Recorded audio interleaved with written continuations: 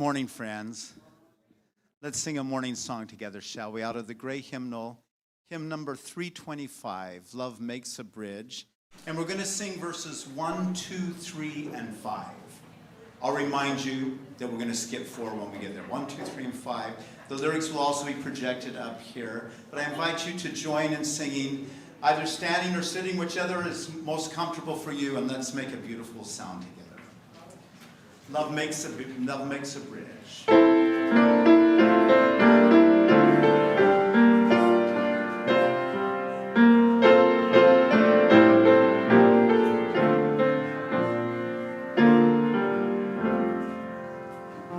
Love makes a bridge from heart to heart and hand to hand. Love finds a way when laws are blind and freedom's man. Love breaks the walls of language, gender, class, and age. Love gives us wings to slip the bars of every age. Love lifts the hopes that thwarts and fears have beaten down. Love breaks the chains and gives us strength to stand our ground. Verse 5.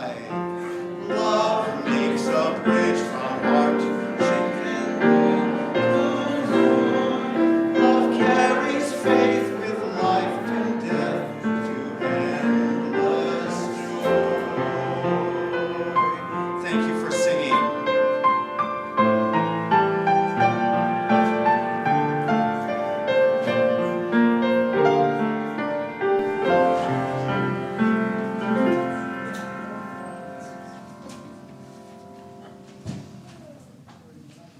Good morning. Welcome to Olympia UU congregation. Our community envisions an interconnected world that is loving, just, and healthy.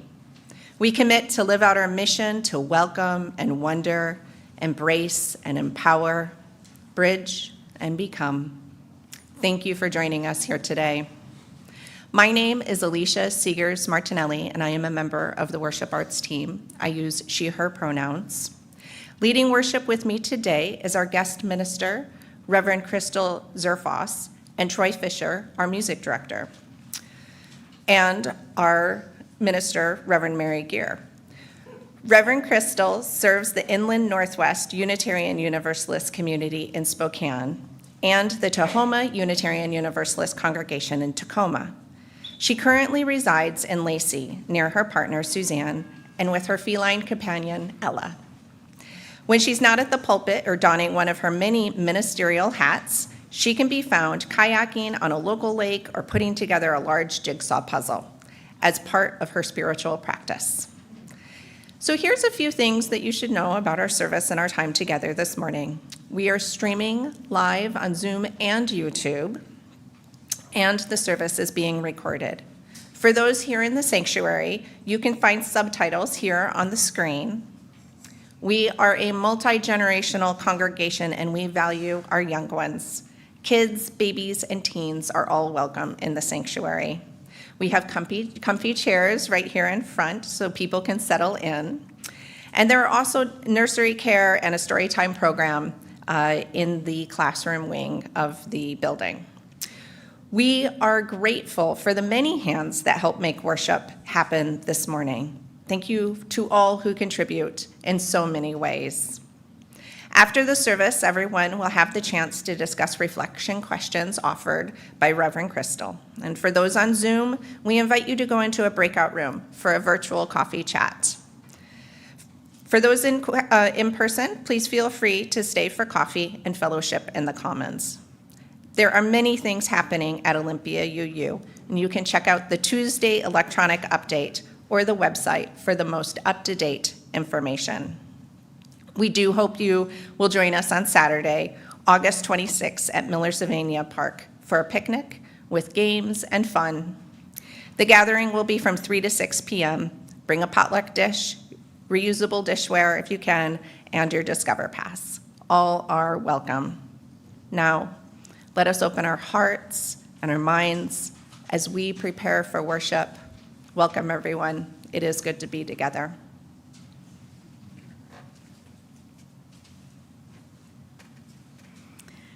Good morning. I'm Reverend Mary, and I use she, her pronouns. I'm honored to serve as the minister for this community.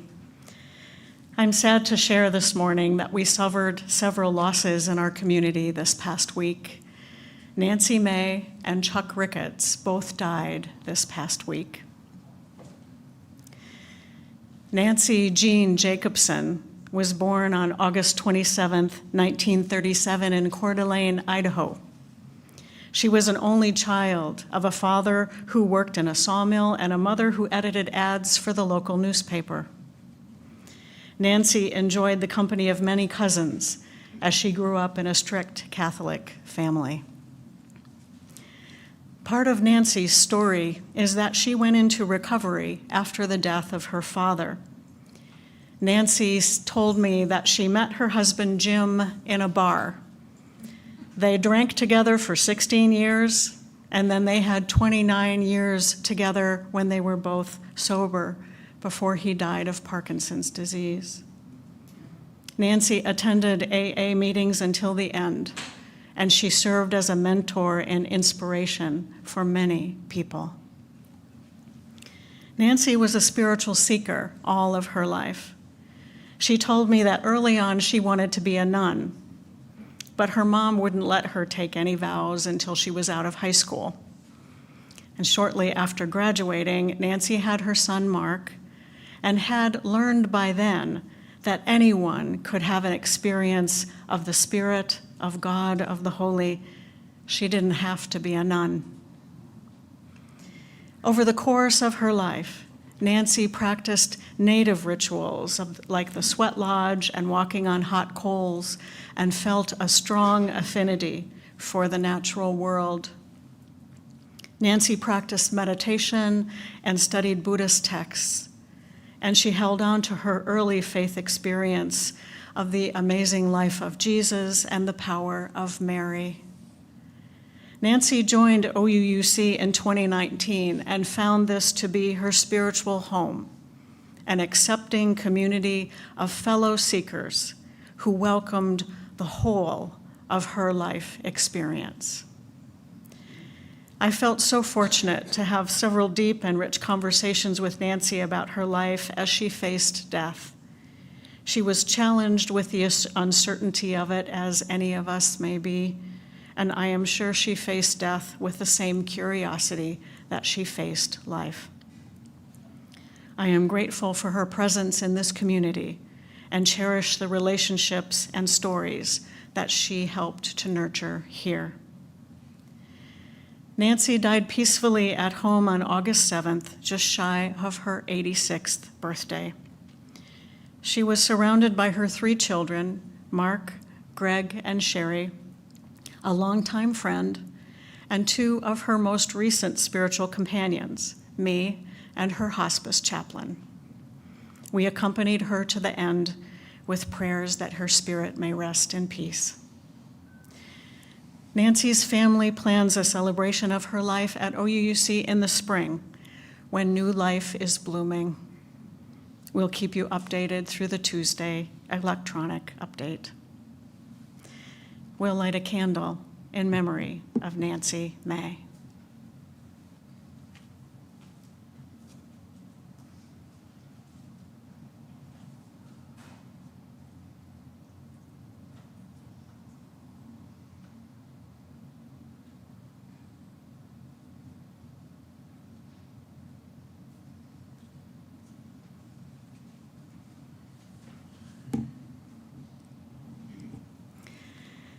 Charles William Ricketts was a Christmas baby, born on December 25th, 1935, in Virginia. He was an only child and very close to his father, who Chuck described as a meat cutter, which many of us would call a butcher. Chuck maintained a very close relationship with his father for the duration of his dad's good, long life. Chuck's career was as a university professor teaching theater and drama. He did many things. He was a designer, an actor, and an occasional director, as well as a teacher. When Chuck spoke of the theater, there was a spark in his eyes that revealed a deep love of drama and all things theatrical. It was the love of and a career in theater that brought Chuck and Janet Spencer together in 2017.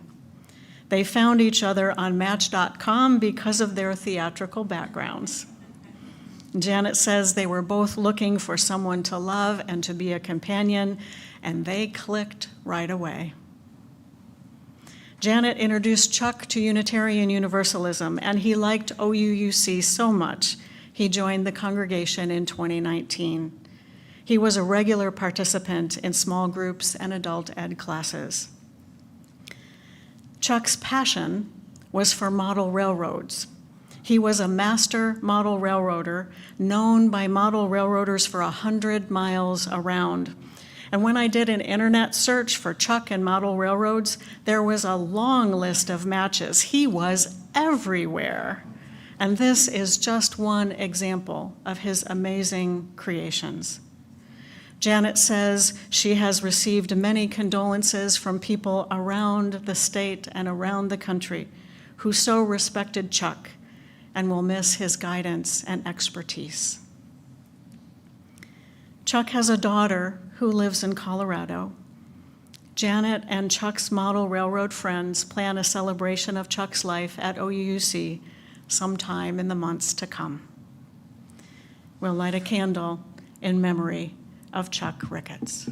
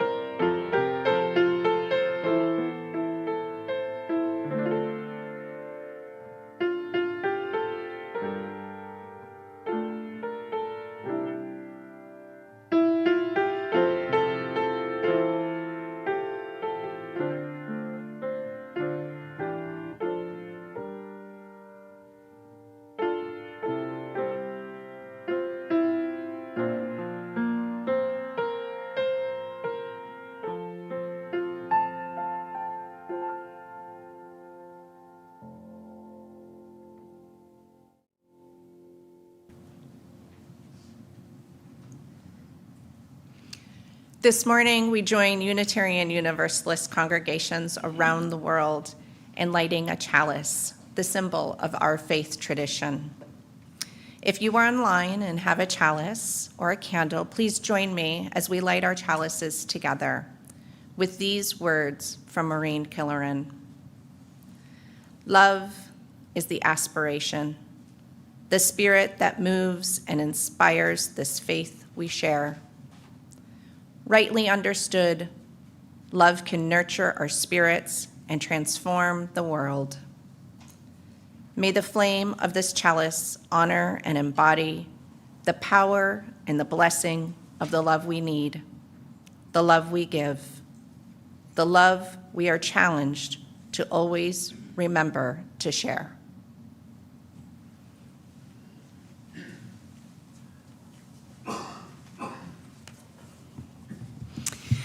My name is Reverend Crystal Zerfoss, and I use she, her pronouns. And I'd like to engage in offer you a self-description, which is something that is I'm gonna explain a little bit what I look like so that it brings everybody into the room to know visually what you're looking at up front here. I am a white woman with short, dirty blonde hair. I am wearing a black robe with a white stole with a rainbow pattern on it. Our opening words this morning come from the Reverend Elizabeth Mount. From our very first breath, we reach out. Co-regulation, not self-regulation, is in our nature. We find our cues from the sun and the moon. From each parent and caregiver, we find our place in this great turning planet. By turning to one another, generation to generation, we awaken to the dawn and fall asleep at the evening's end. Our life's journey is part of something greater, something simple, something divine. A flame cannot be lit without a spark. A life cannot begin without air. We cannot begin to find ourselves without love. May we reach out to one another. May we offer love and nurturing care. May we join together in celebration of the interdependence of our lives. In this spirit, come now and let us worship together. Let's sing together again out of the Teal Hymn Book, hymn number 1008. When our heart is in a holy place, I invite you to rise in body and or spirit. Let's sing together.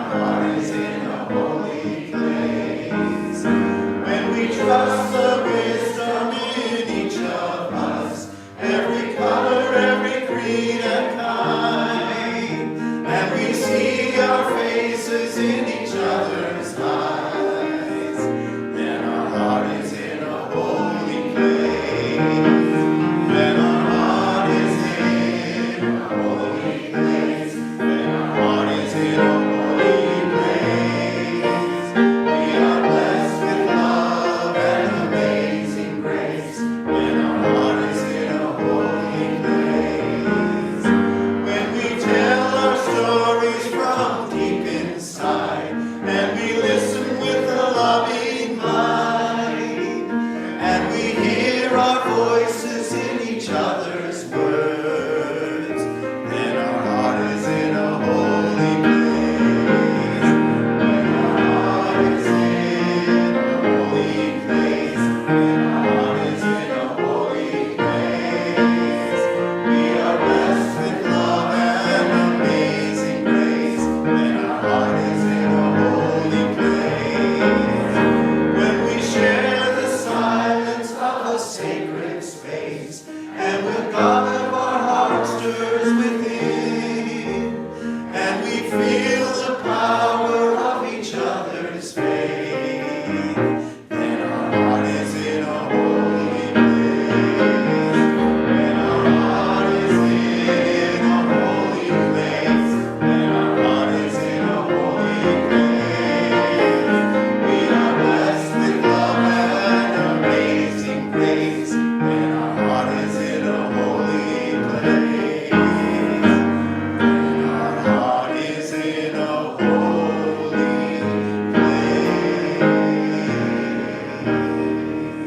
place. Thank you for singing.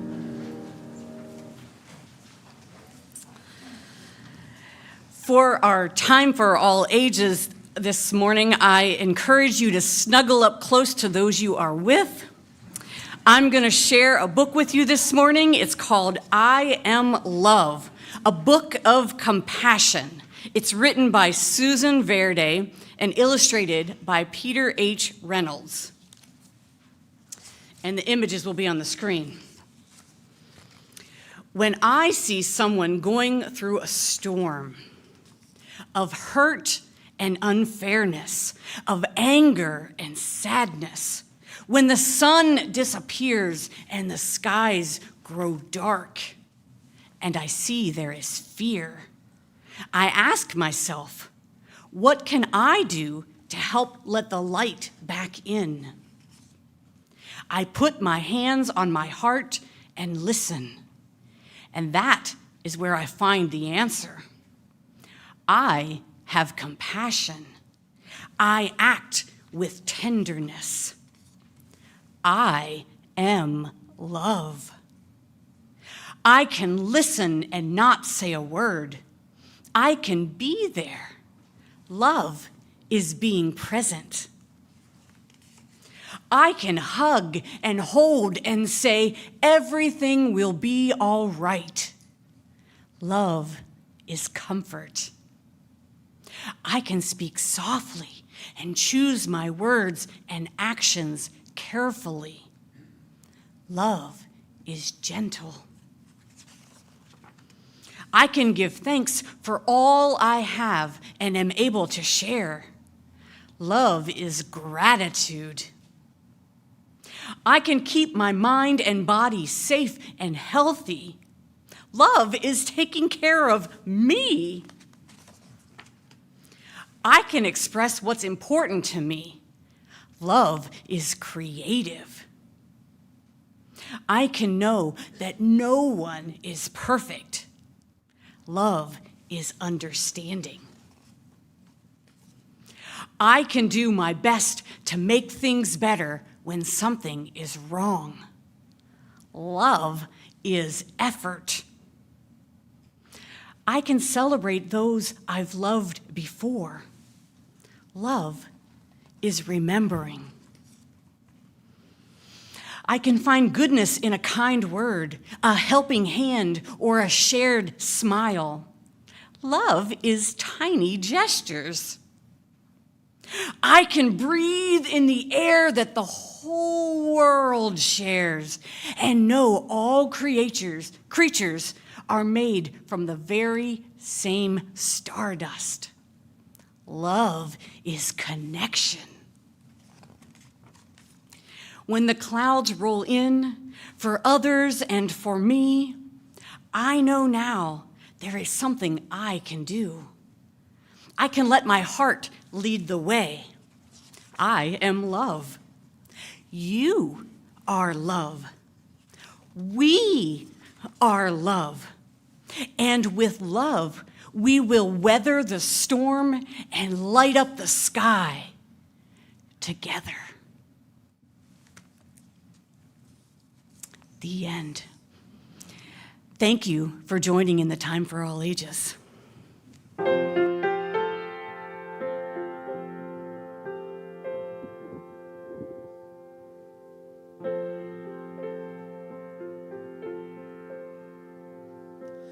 How far can reach a smile? How high a helping hand can lift? How far is far enough to give?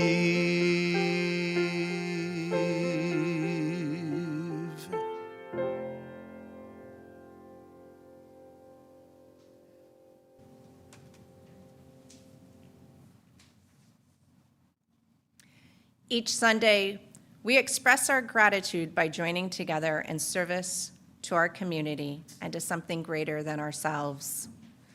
The offering collected here does two things. It supports the ongoing work of Olympia UU, which is also supported by our regular pledges, and the offering supports an organization that serves our community in harmony with our Universalist Unitarian values. Our Share the Plate organization for July and August is Hockey Farmers Collective. This organization seeks to bolster and reincorporate traditional and inherently sustainable farming knowledge that is present in our migrant and indigenous communities. By holding close decolonization frameworks, Hockey seeks to encourage our intersecting Black, Indigenous, and immigrant peoples to reclaim life-giving knowledge of truly sustainable foodways and plant medicine creation. You can participate in the offering by making a donation online, through the church website, or by texting the number that will appear on the screen. You can also mail a check to Olympia UU or place your offering in one of the baskets being passed around by the ushers. May the offering now be given as it is gratefully received.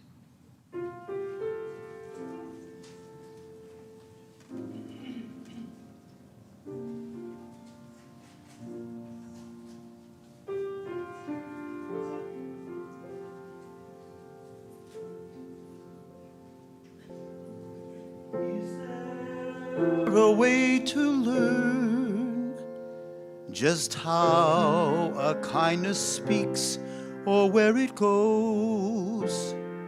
Should love be caught to hold?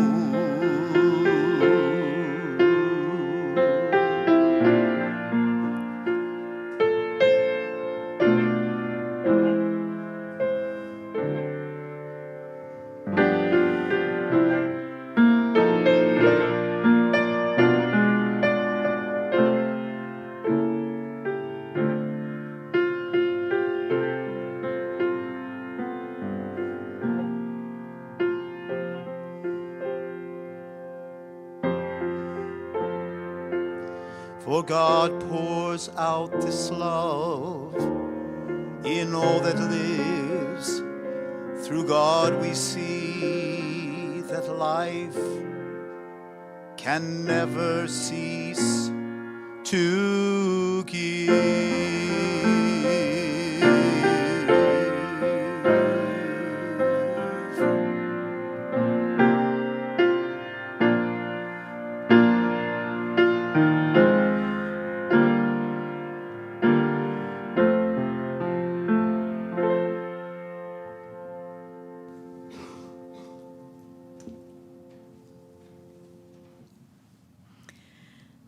Thank you so much for your generous gifts in all the ways that you give. Each Sunday we arrive here bringing all that is on our minds and in our hearts. Let's open our hearts to the complexity of life as we place stones in the water of community. We'll hear a drumbeat as we share today. It brings into our awareness that our individual hearts beat, and together we create the heartbeat of our community. So right now, let's just take a deep breath together. In and out.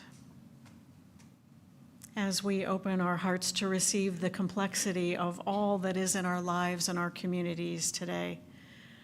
And it is complex this week.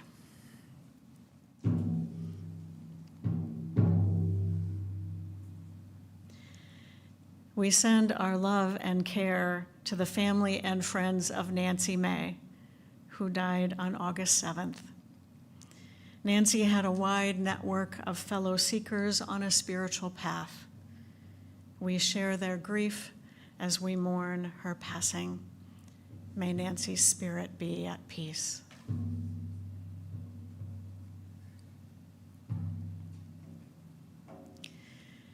We send our love and care to the friends and loved ones of Chuck Crickets, who also died on August 7th.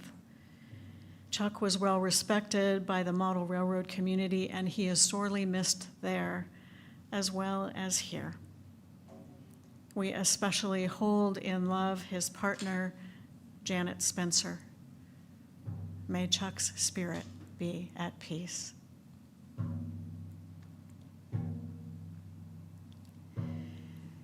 We suffered further tragedy this week when a person died on OUUC property by apparent overdose. Bree was a young woman who lived in an RV that parked in our lot on occasion. She had a tragic story with a tragic end. The crisis of homelessness and addiction was close this week. May we not turn away from what is around us, and may Bree's spirit find peace.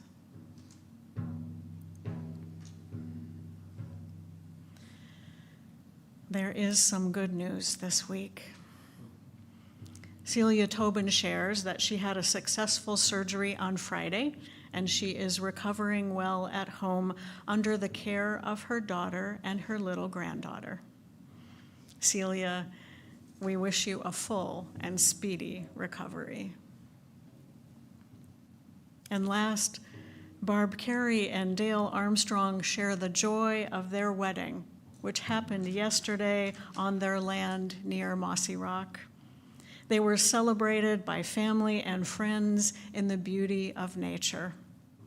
Barb and Dale, we wish you our heartfelt congratulations for many happy years together.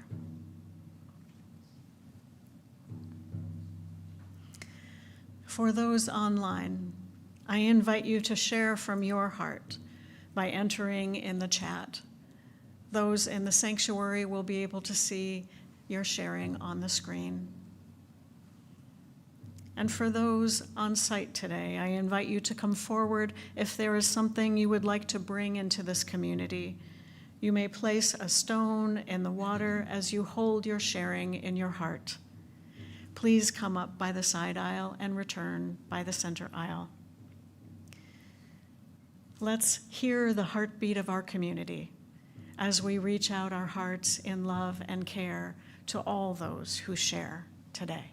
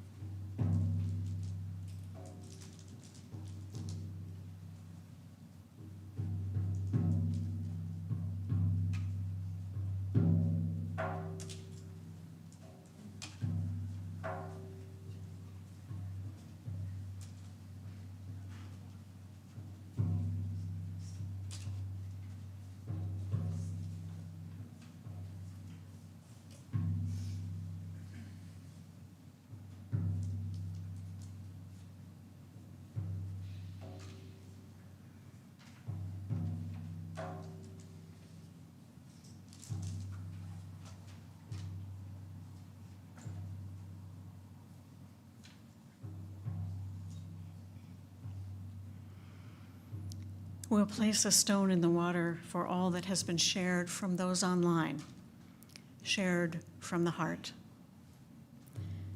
And one more stone placed in the water for all that we hold in our hearts today and that remains unspoken.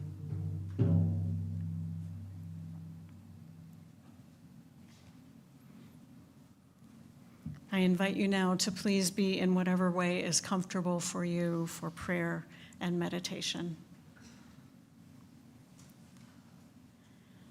This is a prayer for when words fail by Reverend Leslie Takahashi. This is a prayer for when words fail, for when they are not big enough or small enough to slip into the little cracks left in our hearts by life's unbearable pressures. This is a prayer for when the biggest noun cannot know the enormity of joy, or when the most active verb is paralyzed by the face of grief unuttered, horror undescribed, or loss beyond accounting. This is a prayer for when words, precious emblems though they are, cannot take into their embrace the hugeness of experience, or the expanse of indebtedness, or the many tangles of complexity and confusion. This is a prayer for when we must sit with our breath, needing the small truths we can touch as if they were therapy for our restless hands. This is a prayer for all who have known the large void of hope that is trauma. This is a prayer for wounded hearts and bodies, for those whom we ought to always remember and sometimes choose to forget.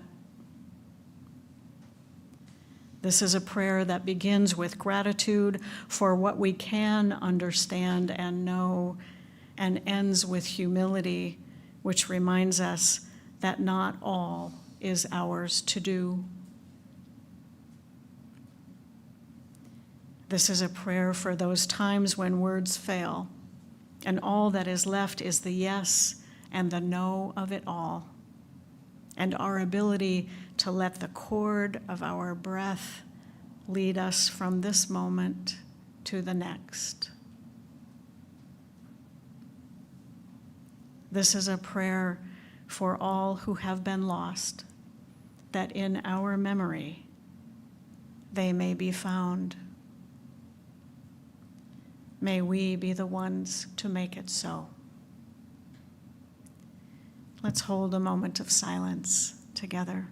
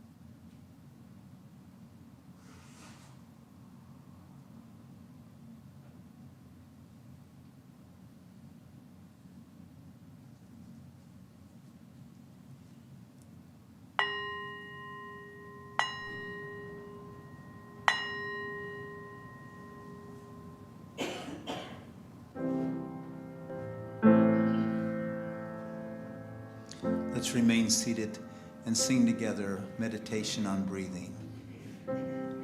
in the Teal Hymn Book, hymn number 1009. Breathe in, breathe out, breathe in, breathe out. When I breathe in, I breathe in peace. When I breathe out, I breathe out love. When I breathe in,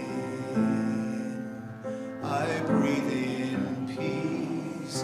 When I breathe out, I breathe out love. When I breathe in, I'll breathe in peace. When I breathe out, I'll breathe out love. When I breathe in, I'll breathe in peace. When I breathe out, I'll breathe out love. When I breathe in, I'll breathe in peace. When I breathe out, I'll breathe out love. Breathe in, breathe out, breathe in, breathe out.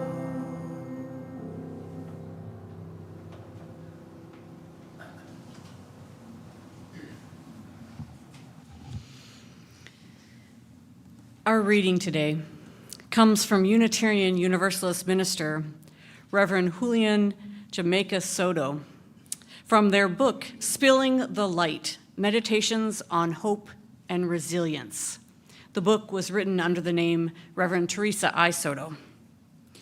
This reading is entitled Time for the Work. I'm not prepared to hear you say one thing and watch you do another without even mentioning it. I'm not talking about mistakes. We know we all make those. Sometimes we speak too soon and think too little. We worry more about procedures than promises. We let fear and guilt keep our choices and actions small.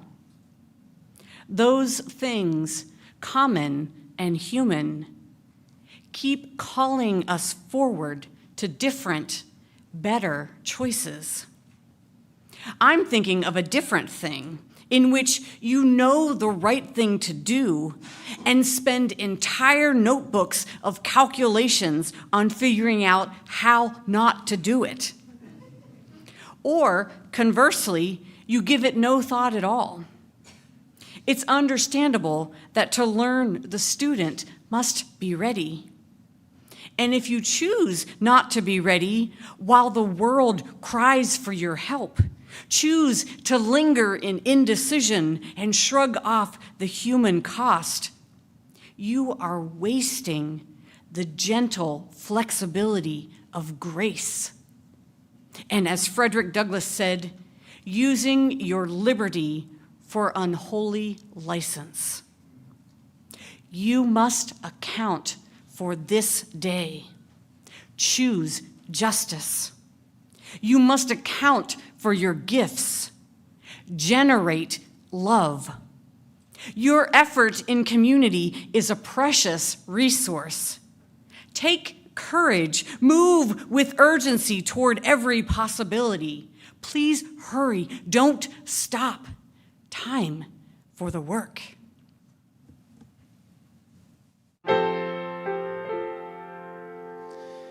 If we then think our small amount of help would not go far,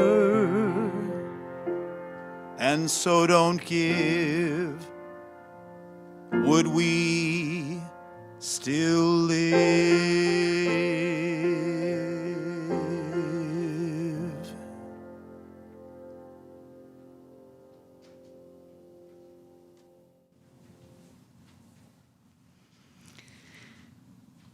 I want to share a story with you about accountability and about pronouns.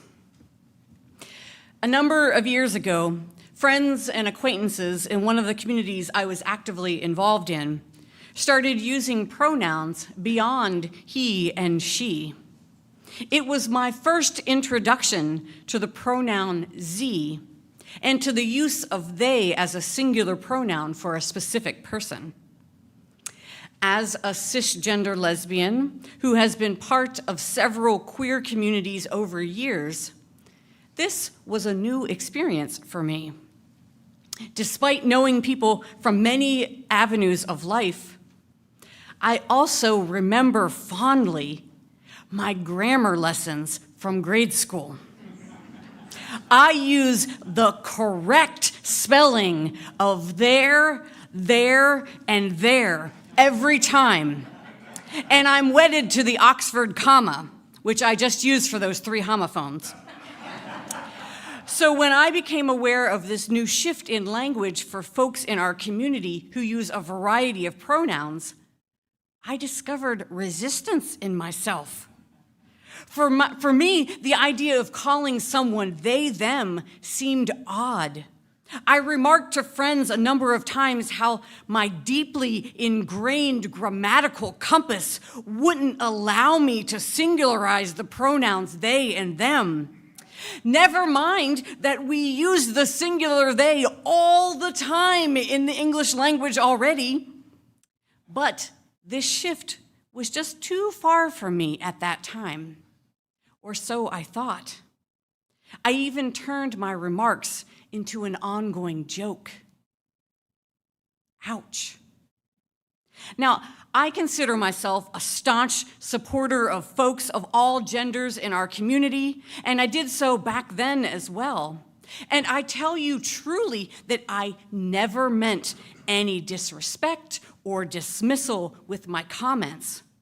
I was simply expressing my frustration about a change that required me to do something differently that felt uncomfortable for me. But isn't that the way it always is? Someone with privilege doesn't want to change how they do things, no matter how slight, regardless of the harm it causes others. Just to be clear, I was causing harm with my comments. I was hurting the people around me, the people I cared about, without even recognizing that I was doing it. And then someone called me in. A friend invited me to consider my comments and my deeper resistance to using the correct pronouns for someone. They challenged me to consider how others were feeling when I complained about changing my language. And it was through those conversations, through that act of someone holding me accountable for my actions, those actions that were hurting my friends. And accountability that, in conjunction with some research I did to educate myself, helped me grow in my understanding of the harm I was causing, and then to change my actions. Accountability is willingly accepting responsibility for your actions. It requires acknowledging what took place, taking responsibility for your part in it, apologizing, making amends, and most importantly, changing your behavior. Today's sermon title is Love Accountably. Last week, for those of you who were able to join in the service, Reverend Victoria Poling talked about what love is, and she talked about 4 different types of love. Now, we didn't plan our messages back to back, and yet I think one definitely builds on the other. I'm not here to talk solely about love. I'm also not here to talk solely about what accountability is and how it might apply to our lives. I'm here to talk about how we love accountably. Black feminist author Bell Hooks tells us that love is a combination of care, commitment, knowledge, responsibility, respect, and trust. Love is an act of will, both an intention and an action. And love cannot flourish in isolation. We have to love together, in relationship with one another, accountable to one another, and to the need for liberation for all of us. As Unitarian Universalists, when we talk about love, about living our values and transforming the world, this requires that we do so accountably. We are accountable to one another for doing the work of living our shared values through the spiritual discipline of love. That's what it says in the proposed revision to the Article 2 of the UUA bylaws. That's the language that we as UUs are exploring to help describe who we are and what we are as a faith tradition. We aren't saying that we'll love only when it's convenient, or that our love will exist as a passive feeling, an inactive value we point to make ourselves look good. Love is what we do and how we do it all the time. Bell Hooks also says, we do not have to love, we choose to love. When we understand love as the will to nurture our own and another's spiritual growth, it becomes clear that we cannot claim to love if we are hurtful or abusive. Love and abuse cannot coexist. There can be no love without justice. Abuse and neglect negate love. Care and affirmation, the opposite, are the foundation of love. It's a testimony to the failure of loving practice that abuse is happening in the first place. To love accountably, we must first recognize and acknowledge that we do not love in isolation. Love is intertwined in relationship. We are accountable to one another. My well-being is tied up with your well-being. Your liberation is my liberation. Once we acknowledge our interdependence, we move into making right what is wrong, into healing what is hurt, move from ignorance into enlightenment, and fully put love into action. Loving accountably calls us to dismantle systems of oppression, pushing back on the insidious white supremacy culture and kyriarchy we all live in every day. White supremacy culture that tells us things have to be a certain way. Hard and fast grammar rules, anyone? And kyriarchy, for anyone not familiar with that term, as the social system that keeps all intersecting oppressions in place, upholding power over rather than power with. The interplay of where I have privilege and where I experience oppression, and how the system is set up to maintain these stratifications. Our understanding of liberating love compels us to work against these systems, to push back on what we've been taught, and to listen to those who tell us they are being hurt. Loving accountably means we take in new information and we change our behavior as a result. We do less harm. We build more community. We create more resilience. We take our responsibility seriously and show up as our best selves. No excuses, no procrastination, simply, boldly, accountably love.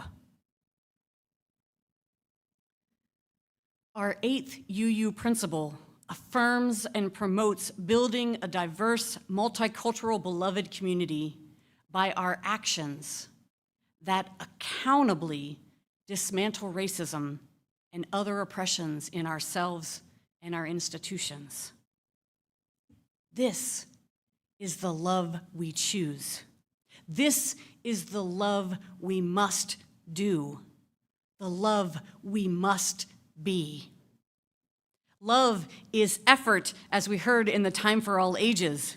We can do our best to make things better when something is wrong. And that's exactly what love calls us to do. Love is the power that holds us together.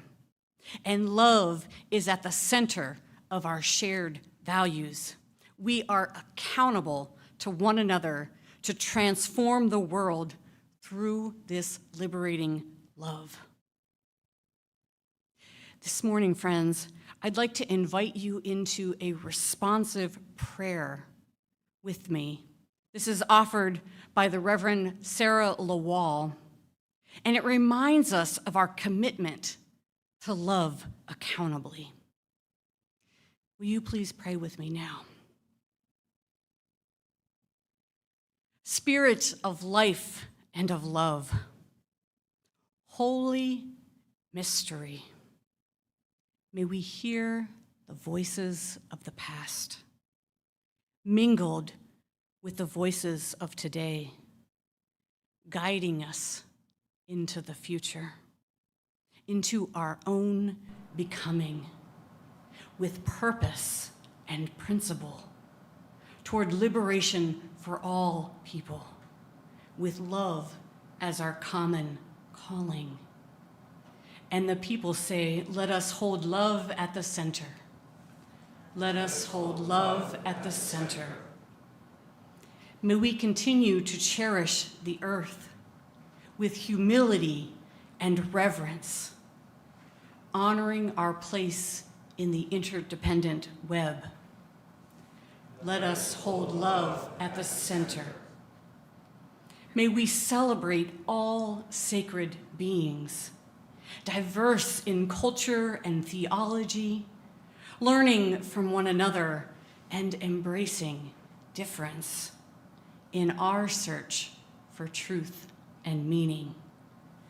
Let us hold love at the center. May we keep reaching for belovedness, for diverse multicultural community, for the collective thriving of all people, where all voices are heard, as we work to dismantle racism and all forms of oppression. Let us hold love at the center. May we welcome transformation, seeking spiritual growth, adapting to our changing world, evolving in this living tradition. Never complete, never perfect. Let us hold love at the center. May we cultivate a spirit of generosity, of gratitude and hope, freely and compassionately sharing our faith, our presence, our resources, centering connection and relationships of mutuality. Let us hold love at the center. And may we always declare that every person has the right to flourish with inherent worth and dignity. May we recommit to one another with our time, wisdom, attention, and money to build and sustain fully accessible and inclusive communities. Let us hold love at the center. My friends, let us keep love at the center, now and always. Amen, and blessed be. Let us be together for a few moments of silence as we reflect and commit ourselves anew to loving in accountable ways.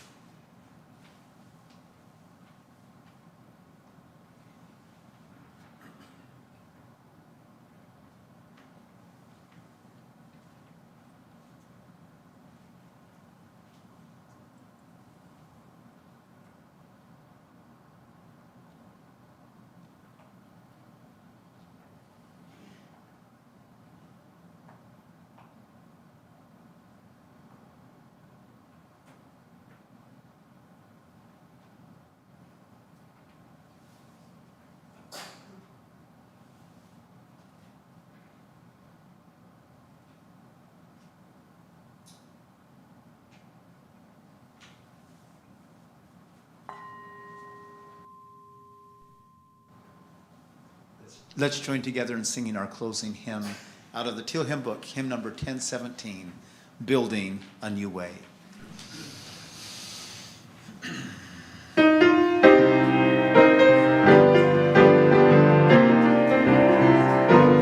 We are building a new way.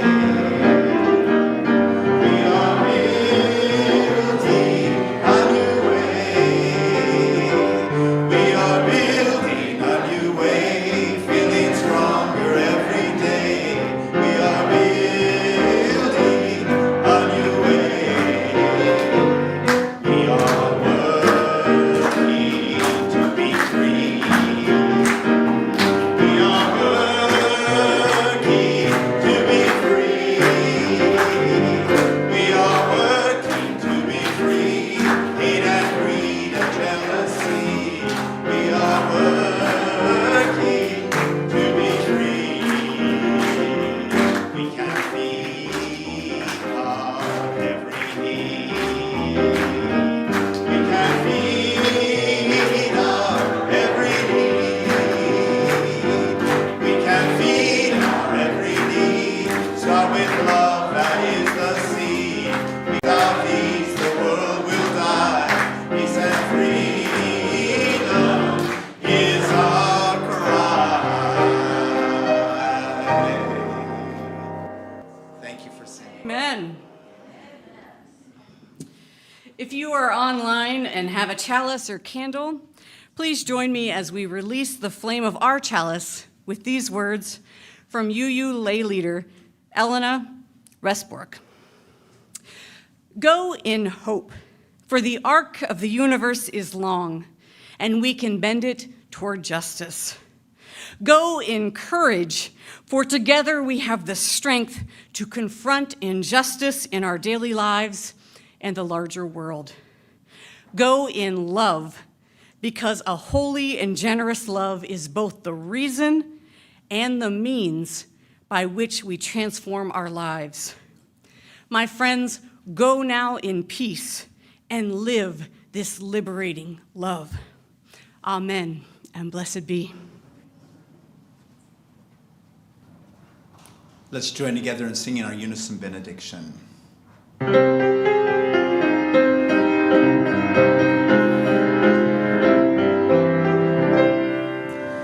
May you know the Spirit in you. May you know the Spirit in me. With love in